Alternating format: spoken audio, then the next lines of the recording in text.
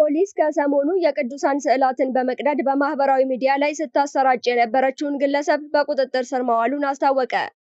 ከሰሞኑ ቲክቶክ በተሰኘው የተንቀሳቃሽ ምስል መለዋወጫ መተግበሪያ ላይ የቅዱሳን ስዕላትን በመቅደድ ስታሰራጭ የነበረችውን ግለሰብ በቁጥጥር ስር ማዋሉን የአዲስ አበባ ፖሊስ ጠቅላይ መምሪያ አስታውቋል። ቤተልሔም ሚሊዮን ሳህሉ ሰሞኑን የቅዱሳን ስዕላት በመቅደድ በማህበራዊ ሚዲያ ማሰራጨቷ የሚታወቅ ሲሆን ይህም ተግባሯ በተለይም በኦርቶዶክስ ተዋሕዶ እምነት ተከታዮች ዘንድ ከፍተኛ ቅሬታና ቁጣን ቀስቅሷል።